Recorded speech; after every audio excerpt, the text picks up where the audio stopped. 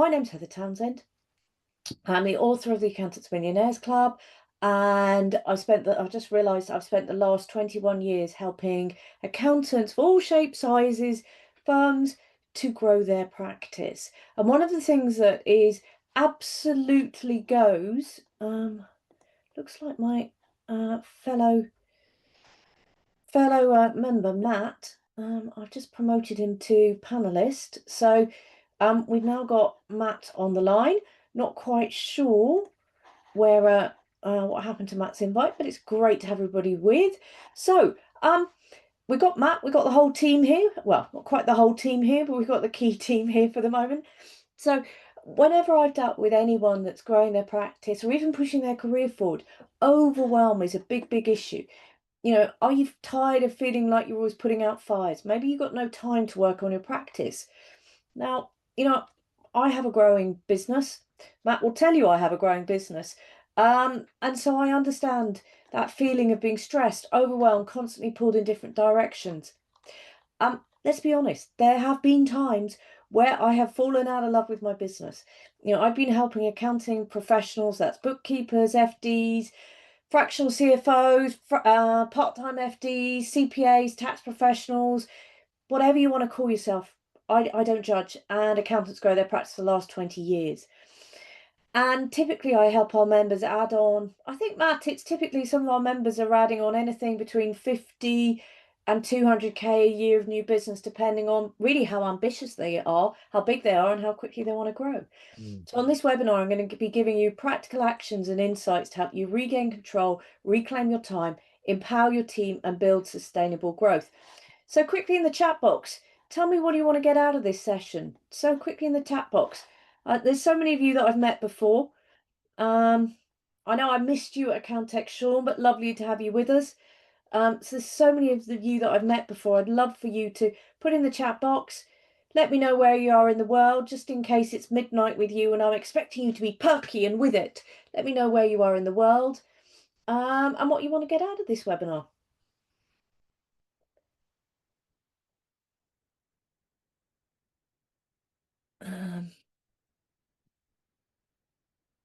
Tell people where I am in the world. I'm in cloudy Bedfordshire.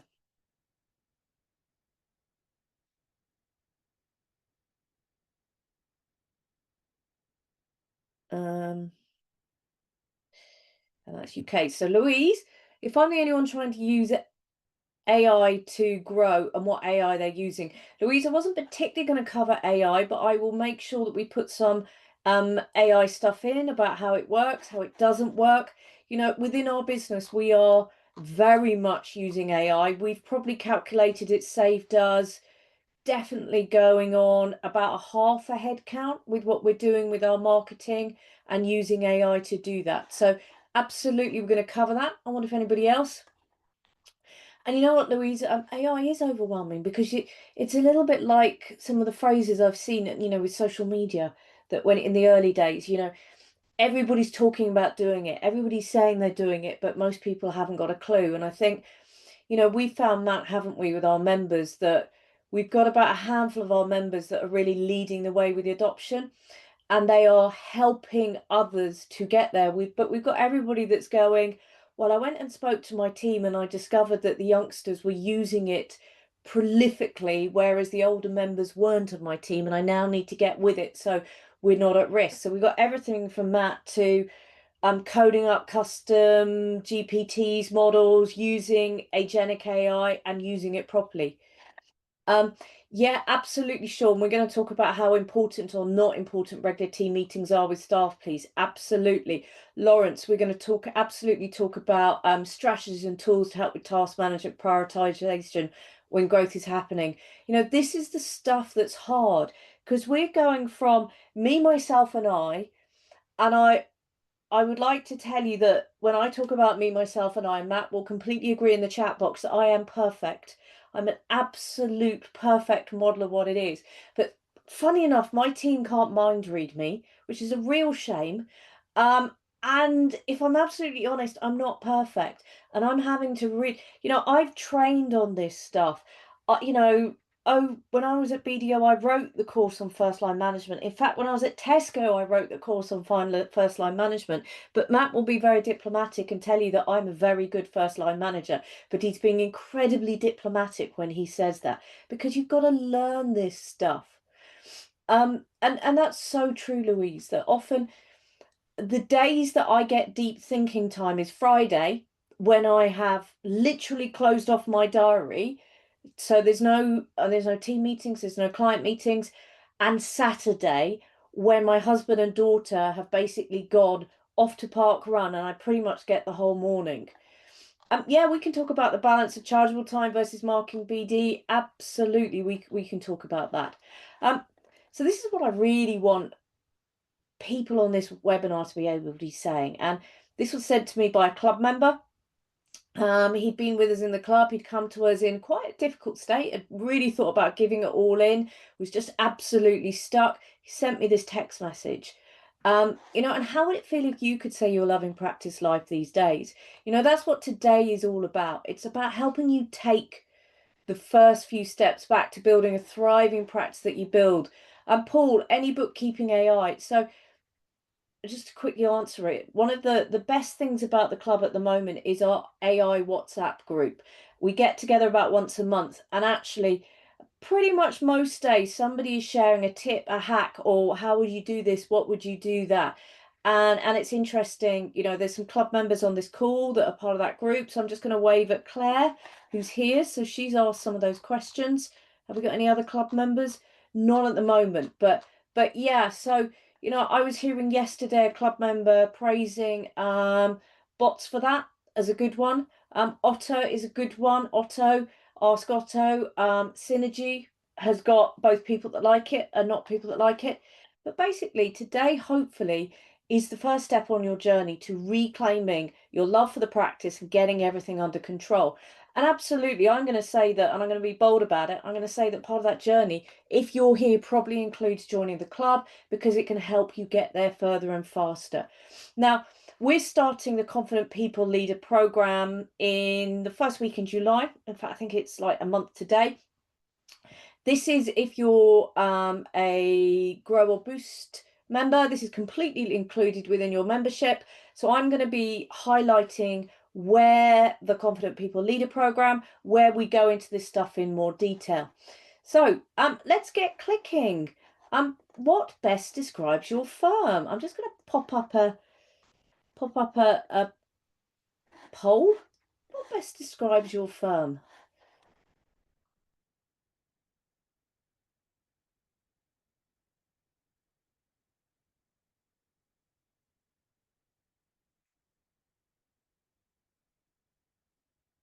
I've got a few polls, by the way, to get us engaged. And by the way, I'm loving the chat on the chat box. I'm going to keep answering it as we go through.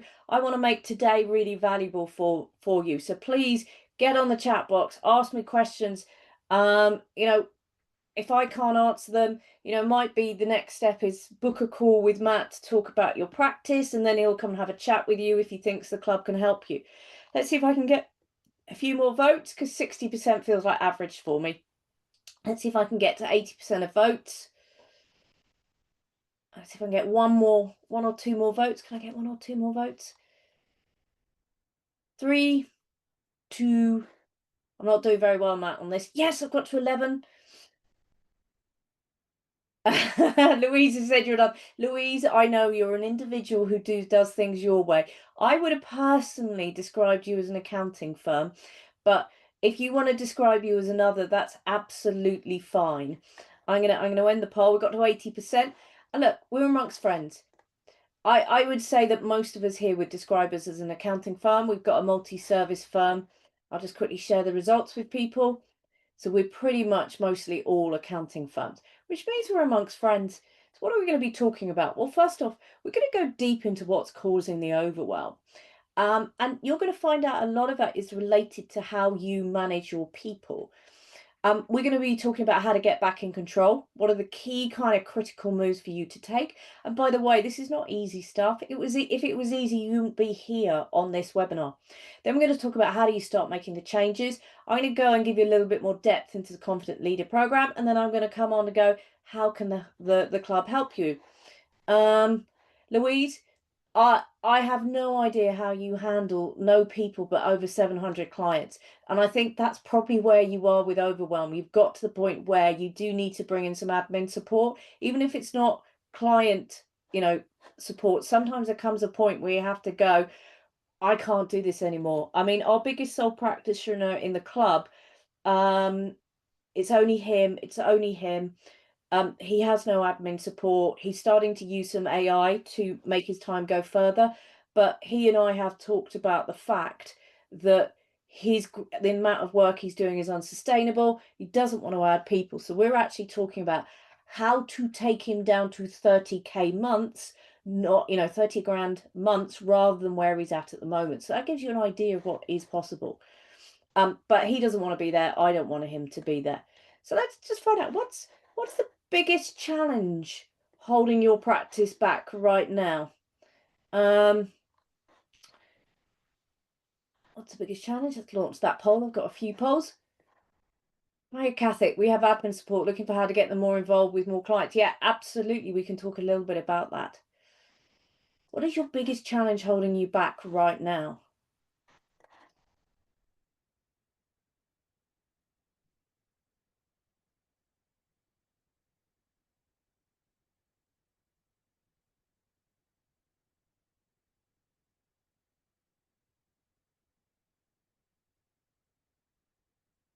Yeah. I hear you, Claire. I'm hoping, Claire, that you're using the services of the accountants recruiter and that you're getting the benefit of your inclusive, your special rate.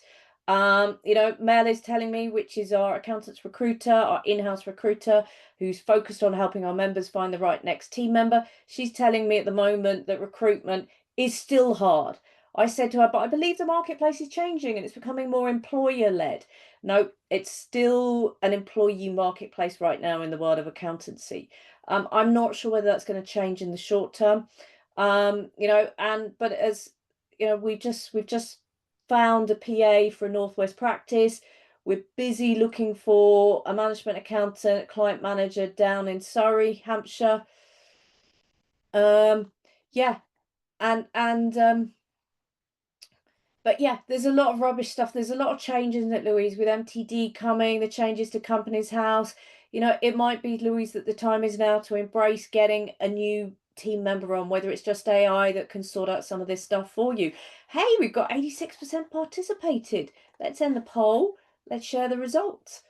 It's very, very interesting here that half of you are going, it's about getting high value clients. But actually there's a core bit about how do I manage my time? I'm feeling stuck. How do I get the team performance? How do I get this consistent? Absolutely. And Clara said getting the right team members there. And you know what? And this is going to be horrible, but this stuff all starts with you. It all starts with you. And I know I'm being horrible and all of this sort of stuff, but nobody's going to come in and save you. You've got to take some decisions, you've got to move forward. So I've been talking to a number of regular webinar attendees of ours, not mentioning any names in particular. They're on the list here, absolutely not.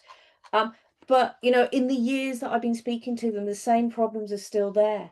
And actually, you need to, and Louise, if you keep seeing new clients coming, but you don't want them, then say no. And this is what I mean about say no. You don't have to keep on taking new clients on. It starts with us. If you've got enough new clients, shut the doors or pick up the good ones and exit the bad ones. That's the sort of thing where we've got to take ownership for our situation.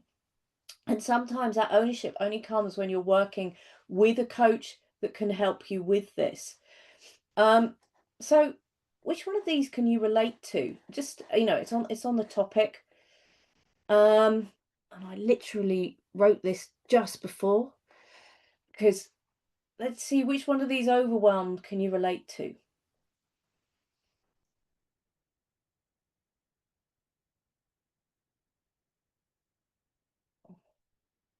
Yeah, absolutely, Claire. Sell some clients to another local practice with deep pockets and more staff. Yeah, absolutely. If you've got too many clients that are the wrong type of clients, you've got a choice to make.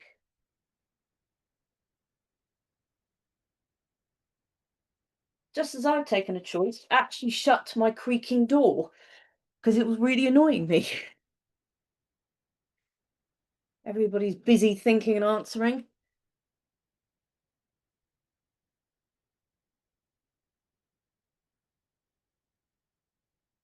See if we can get the next few votes in. I think I'm going to reiterate that point. Letting the status quo carry on is a personal leadership issue. If you're not happy with that status quo, then you have to change something. Where's Blackman, Terry Kavit? Where is it? Is it Northern Ireland? Is it Ireland?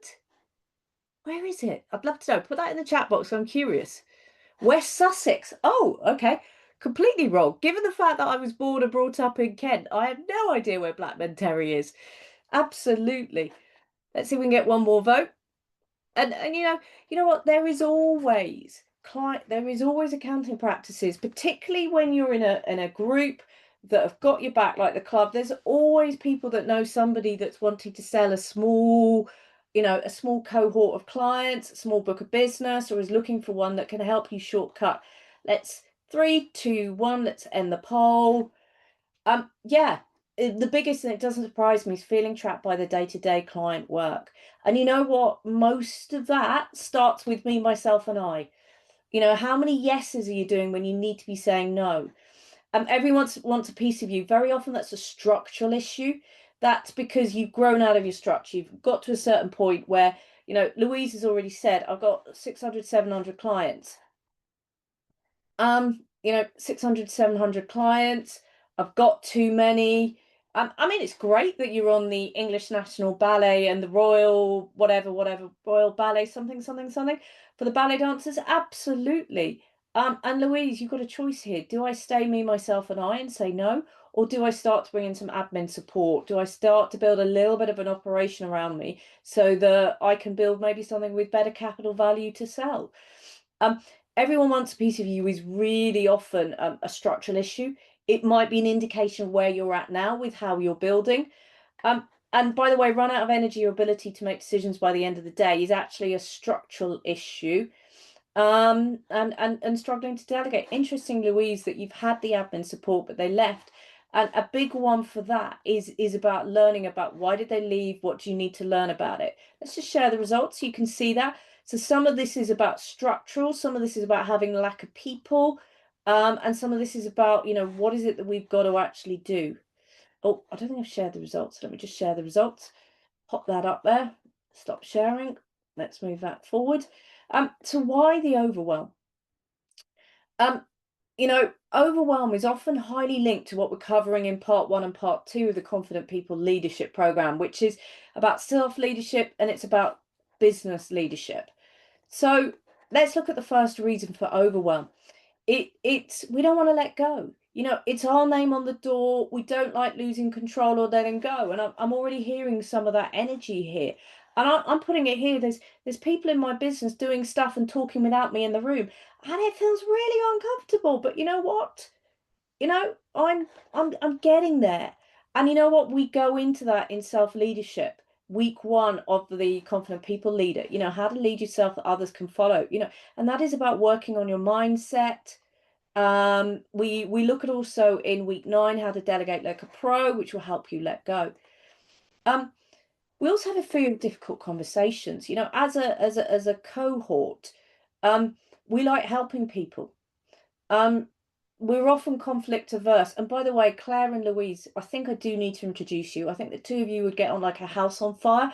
And I think, Claire, you could also give Louise a little bit of, I had the same problems, this is what I did. We're often conflict averse. Nobody's trained us on this stuff. And as a result, we don't have those conversations, which is why then the poor behaviors start happening, which is then we then have those problems, those issues, which is why we, go into the program. We talk about how to have difficult conversations. so that we can have those, so we can build that high performance culture. We're very good at not setting boundaries or expectations, because it comes back down to our fear of difficult conversations. So whether that's with clients, whether that's with team members, so they're ringing us, they're messaging us on lots of different channels, WhatsApp, mobile, Teams. I was working with one member and we were having a coaching call, and literally it felt like every 5 minutes it was a message on his WhatsApp, it was his mobile calling, it was a Teams message, it was this, it was an email, it was that.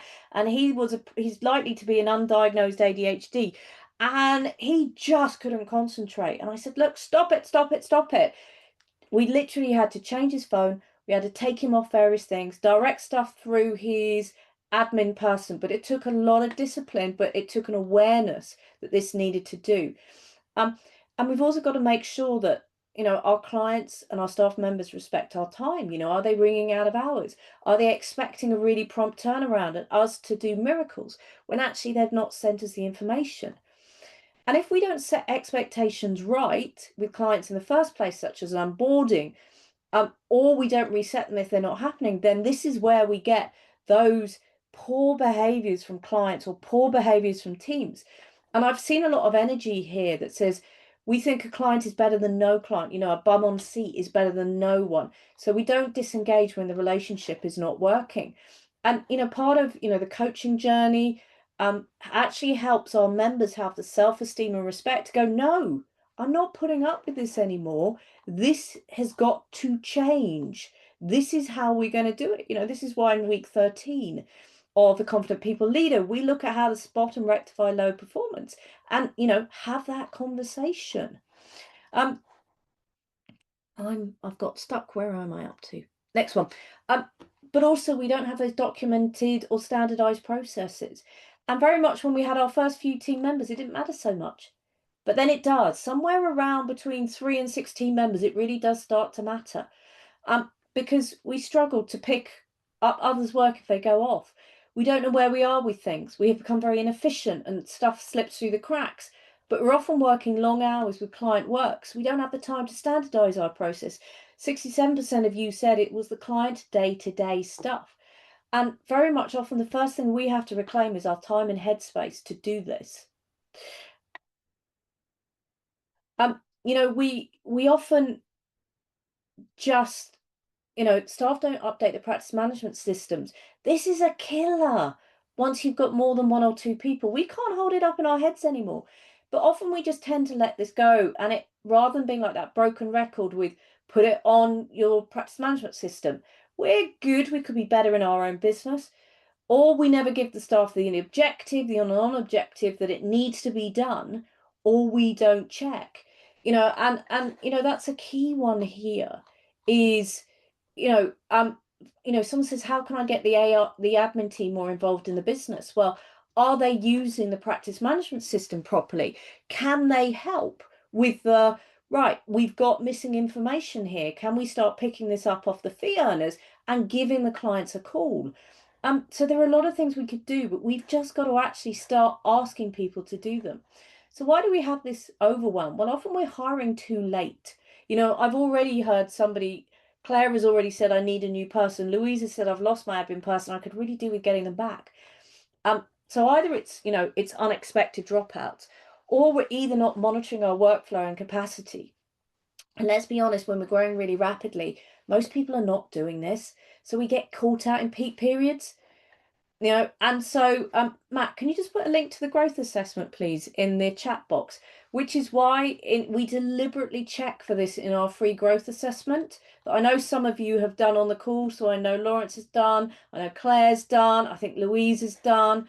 I think there's quite a few people on this call that have done that growth assessment, but it actually checks for, are you structured correctly?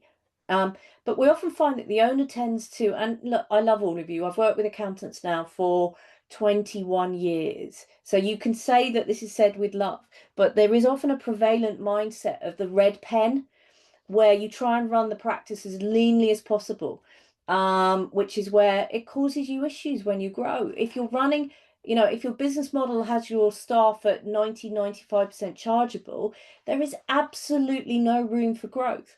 What we need to be looking at is running it more like, when a new team member comes in, more at like 70% capacity, and we need to be thinking about hiring when we're getting to, over that figure, because it catches up quickly. But this is a structural issue. For those of you that have got bigger firms, I often see this. When we start hiring, we often hire on the cheap. That means part-time staff, part qualified staff, apprentices. And don't get me wrong, this is fine. If you look at our structure, we've only got 2 full-time people within our whole business.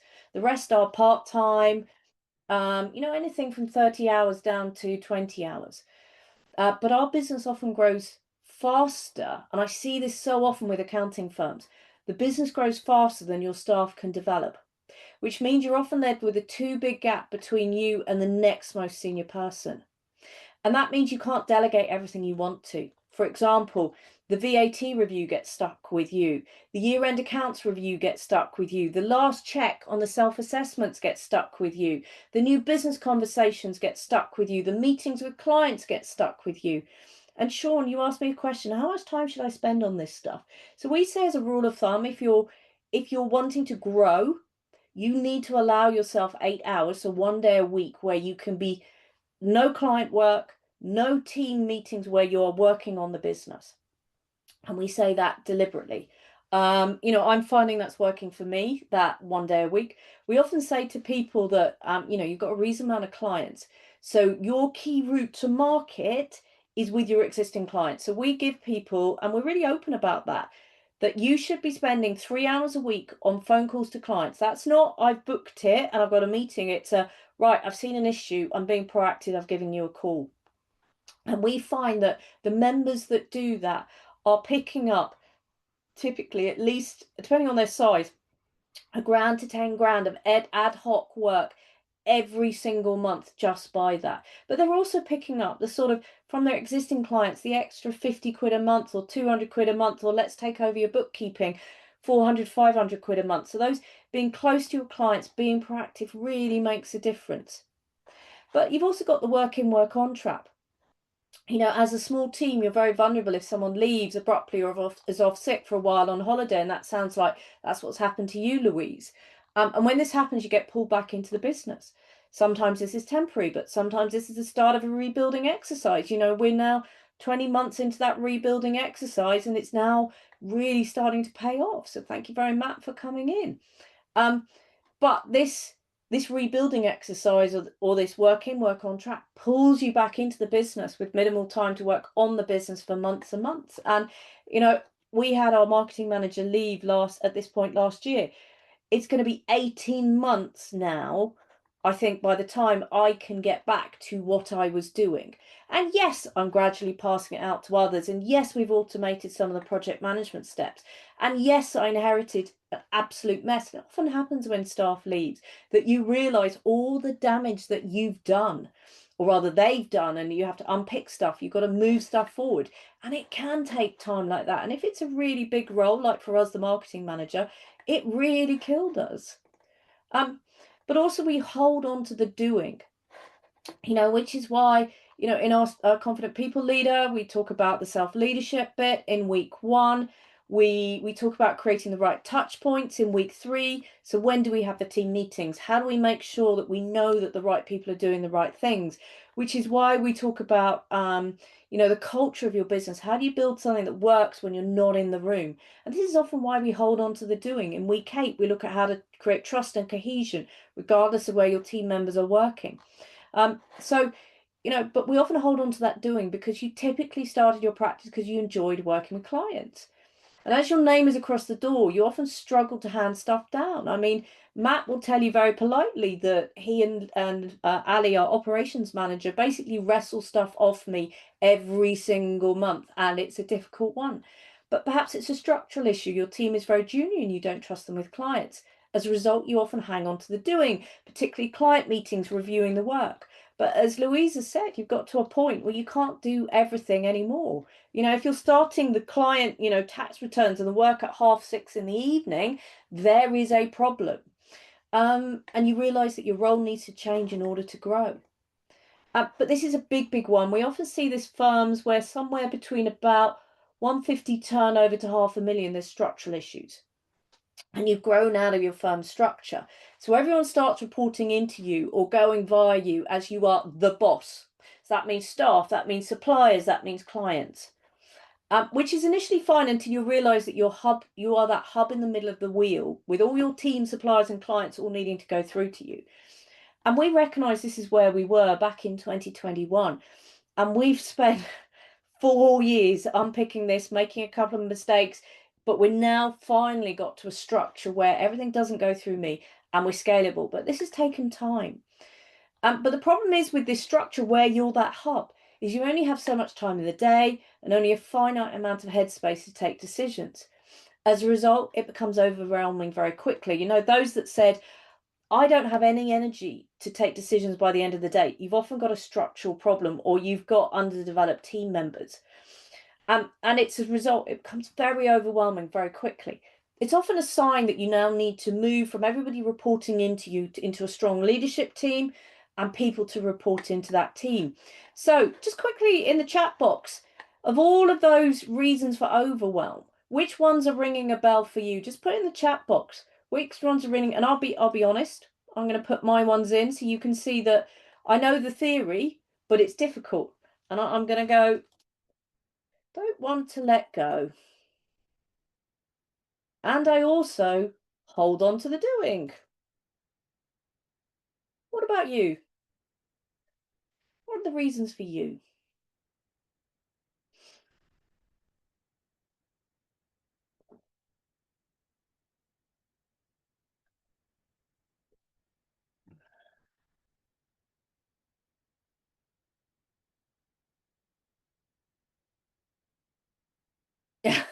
Louise, you've got to learn how to build a remote. You've got to learn how to build a remote team, and that's what we've done in the club. It is possible. I'm telling you now that we don't have an office, and I am the only one that works from my house until my eldest son comes home and does some work for me over the holidays, and then he will be working from the house. So interesting, Jignan. Lovely to see you with us again. So you're holding on to the doing and lack of boundaries, expectations with clients. Absolutely. Let's see if anybody else is going to kind of talk to me. Oh, lack of standardized process and procedures. Yeah, we talked about that in March, and you know, let us help you, Ola. We're wanting to do that.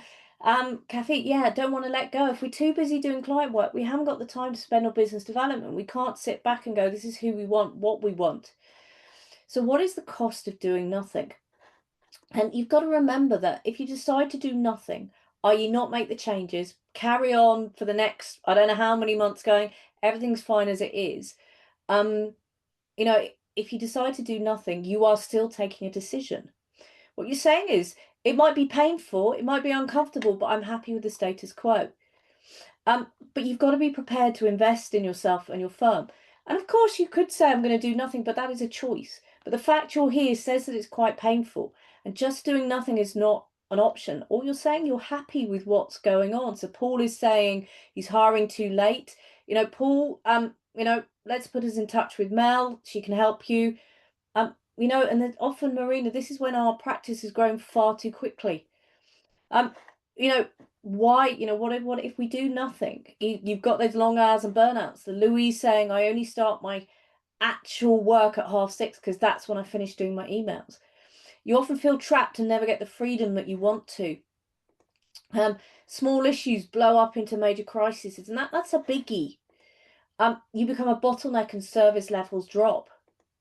You know, maybe your growth plateaus. We've seen quite a few going, I can't get the right clients, my growth is inconsistent. We're seeing this. Maybe good staff leave due to a weak or toxic culture. And then maybe there's poor profitability. And I want to give you the boiling frog analogy. This is where most of us are at the moment. You know, we start, you know, the actual problems creep up on us until we realize that the water is now so hot that we've boiled the frog. And, you know, sometimes you need intense short-term discomfort. For example, when my marketing manager resigned last year to make the difference. So with that frog, you start in the water's you know, the water's cold, the frog's perfectly happy. the water gets a bit hotter, it maybe gets tepid, lukewarm, it feels a bit uncomfortable, but the frog's still fine. The water then gets to boiling, the frog dies. So where are you with that frog analogy? This is where I've got to find where I've hidden the frog analogy, because I wrote that one. Boiling frog, that's what I've called it. Where are you with the frog analogy right now? Are you the water's cold, everything's fine? Are you the water's tepid and you see some problems and start to feel busy? Is the water warm and you feel uncomfortable and good habits are starting to stop? Or is now the water boiling and you're overwhelmed and struggling? Be honest with yourself. Where are you with this?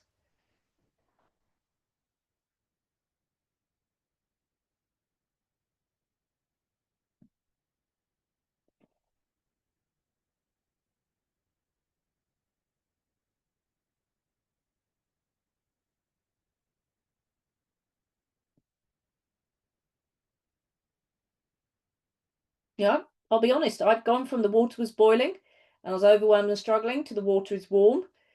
We're getting back the good habits, and I'm now can start to see that the water is going to be tepid soon.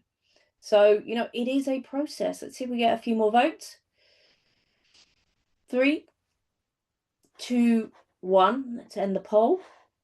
It's not surprising. We're on a webinar about overwhelm, and I've got 2/3 of you going, the water's warm, it's uncomfortable, my good habits are stopping, and I need to do something. And there's a couple of you already in, I'm overwhelmed. Matt, do you want to just put into the chat box, if you're sitting in any of those, the water is warm, the water is boiling, this is your sign to have a chat with Matt and actually have a conversation about what can I do, how can I move things forward. So Matt, if you can put a link to your diary into the chat, that would be brilliant. So how do you get back in control? We talked about a lot of the problems. Hopefully you've identified where a lot of the issues are.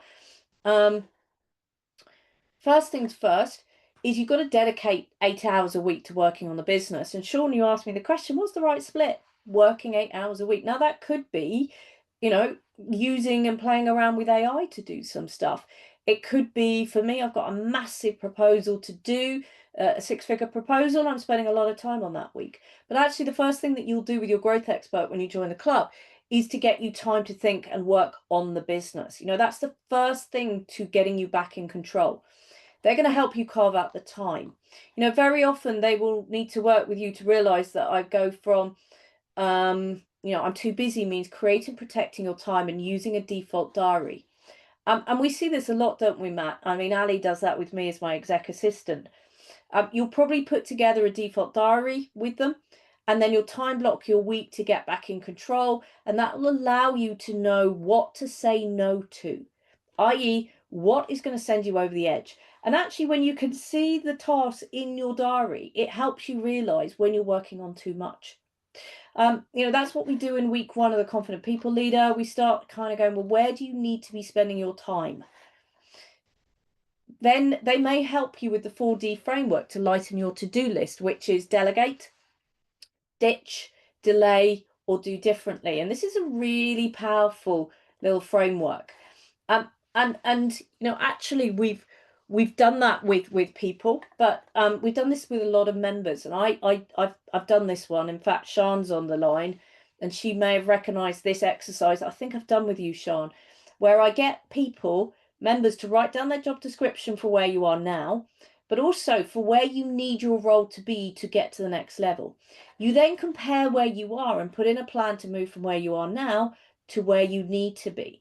And that is a really, really powerful exercise. And that's broken the deadlock for a number of our members to help them realize, what is my role? What do I now need to be?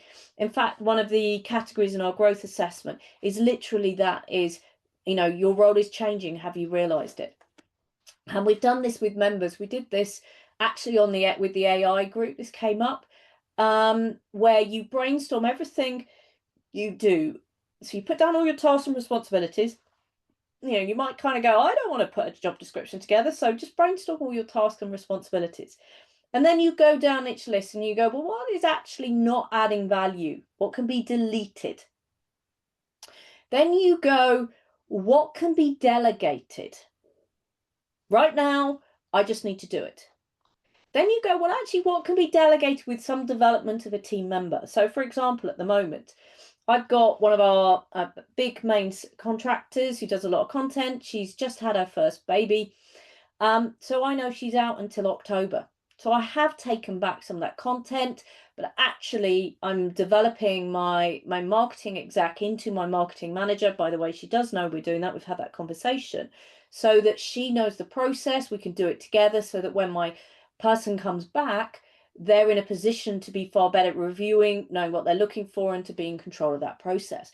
But we often don't think about that. Well, actually, if I develop them a little bit, they could step up. And this is one of the things, when we were asking about how do I get my admin staff more involved with taking stuff off the client, look at stuff. What could be delegated to them with a little bit of development? Maybe a script, nick one of our scripts. A lot of our members now use their receptionist to do that first qualification when someone calls in. They give them a script, they nick our script, and it means it gets rid of a lot of time wasters. The next thing is done differently. What can you do and done differently? So that could be automation, that could be AI. So one of the things that we've shown members, and we showed them in our last AI group, we took them through a workflow to set up, whether it was ChatGPT, whether it was Google Gemini, to set up their tone of voice, their tone of voice document correctly, their audience analysis document correctly, and to train those documents to really help them create marketing copy, whether it was a LinkedIn update, Instagram, and we built that with that. And I use that all the time. I use Google Notebook LM. In fact, the structure of this webinar came directly out of Google Notebook LM using my materials that I've already written, like the Confident People Leader Program, like the Accountants Millionaires Club book, like a number of articles I'd already written. They were fed completely into Google Notebook LM, and they built this for me. This probably saved me about 50% of my design time using that. So these are all different ways, but you've got to make some mindset changes. And you've got to realize that you're now moving from a need for control and reluctance to delegate, maybe due to quality fears, maybe trusting, maybe you've got to develop team members. That's why in the Confident People Leader, we have a week on how do we build that trust. And a lot of that trust comes from those weekly touch points. So we talk about the rhythm meetings. This is for you, Sean. A lot of our members and people iterate. So we start with the daily huddle, which is purely what are you going to do today? What's important for you? What help do you need from me? I've got half an hour in my diary to who needs that half an hour? What does it look like? And that cuts down the amount of queries. You then have an operational meeting, and you do it in your operational groups. If it's me, myself, and I, that's just you. If you're a 20-person practice, it might be the accounts team sit together, the admin team sit together, where you look at a rolling, is it this week, 4 weeks, 12 weeks plan, and go, what needs to get out the door? What needs to be moved forward? Then you have a monthly leadership team meeting, and then you have a quarterly all hands meeting. So we've iterated that within our business. So we have a leadership team meeting first thing on a Monday morning. Matt and I often have a number of quick catch-ups between sales and marketing so we can move stuff forward. We found it works better that way. We don't need anybody else there. Then we have the whole team together on a Friday morning where we finish up the week. Is there anything we need to know about? Anything that's kind of getting, problematic? Anything that's doing really well? What can we celebrate? I then have a weekly one-to-one with a few people in my team that don't need daily but would like a weekly one-to-one. So you've got to iterate it. There's no right thing, but you start with that. But going to leading the practice means you've got to accept that staff need time to develop. We often have this, I need a new person, they need to hit the ground running. We've got to overcome the fear about difficult conversations about performance. And by the way, they don't come any easier every time you do them. You just realize that the world isn't going to end once you've done it. It also means that mindset shift of realizing that people management is now your day job. That means regular feedback, and that might be weekly, that might even be daily. It means setting KPIs linked to your growth plan, which is the first thing you'll do when you join the club, is you'll sit down with Matt and build your growth plan. you know, we help people stop that overwhelm because there's so much you need to do. We actually go, what do you need to really achieve in the next 90 days? What are the big priorities? And interestingly, we're running in the members morning tomorrow. We've got Mario running an hour's session on a great exercise to help you with that prioritization, those projects, what actually really needs to be done first when everything seems to be urgent, which is a great thing that helped a member get clarity. But this leading the practice also means balancing your time between task, team, and individual needs. Most of us need to learn this stuff, which is why your growth expert is there to help you, really. We've got to standardize and systemize how things are done around here. This is for you, Ola. That means having time to work on this. That means literally with your growth expert, putting time in your diary to do this. I've delegated that to Ali, my exec assistant. She owns the standard workflows. I'm not allowed to touch them. I need to be kept well out of them. But these workflows are coded into your practice management system. But also this standardizing is about having the right conversations at the right time. So I've already talked about the rhythm meetings for you, Sean, having the quarterly reviews, monthly one-to-ones with your team, then have that growth plan, which you reset every 3 months with your growth expert. And then that then drives the conversations with your team. You've got to make sure your practice management system is your one single source of truth. And this probably sounds like a lot. I imagine a lot of you go, whoa, what's going on here? But this means you need to stop and have a headspace to work out what to prioritize, how to gain control over your time and your diary. And it sounds like, Louise, if you don't want to hire someone, getting a VA in just to help you in the short term would really, really help. You might not, this is where your growth expert comes in. They're going to be with you for focused one-to-one time to make sure this stuff happens. But unless we pay attention to our firm's culture, it evolves in ways we may not want.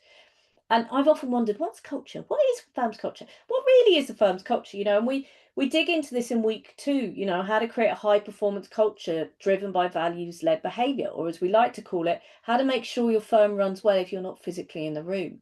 Your firm culture is the norm of how we work around here.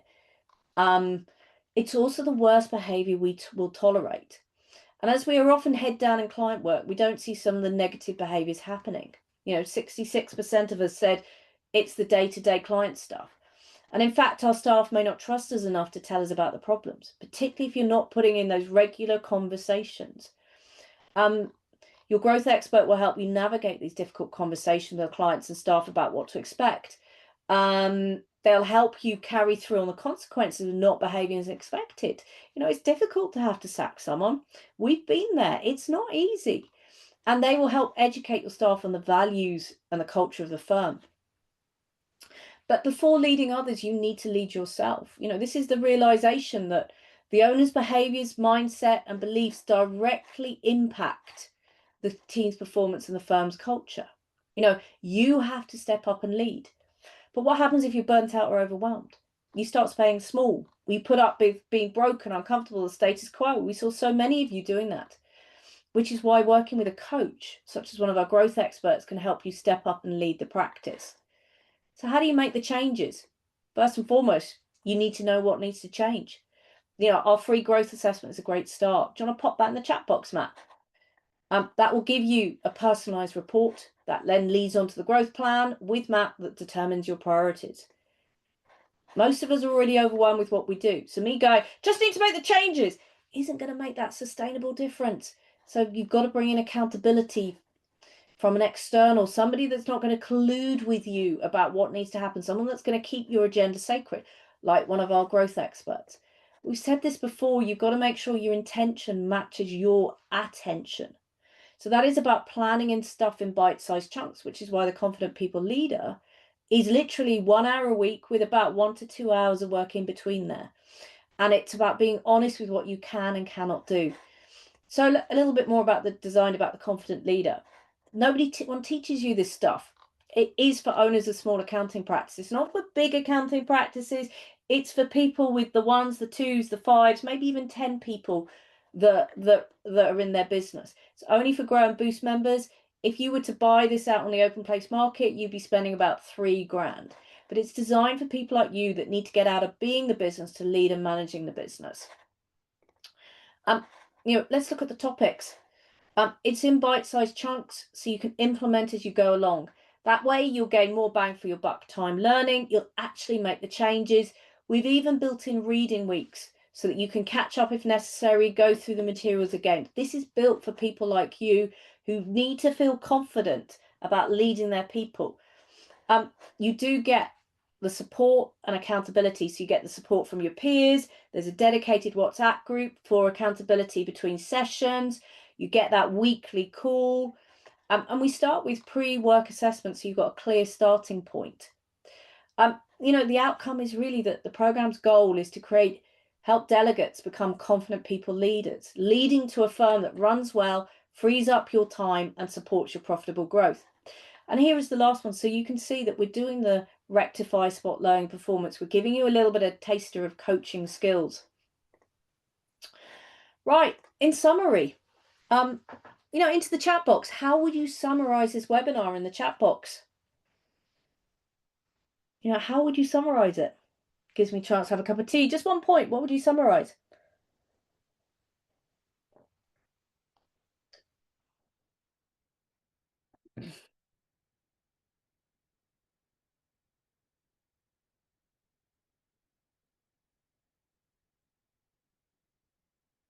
Opening the door, Lawrence, that is absolutely key.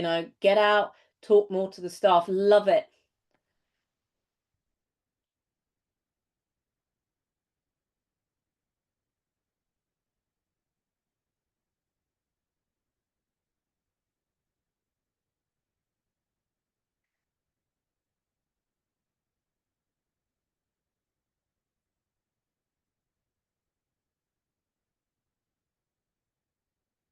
If there's any more summaries, I know people are thinking about things.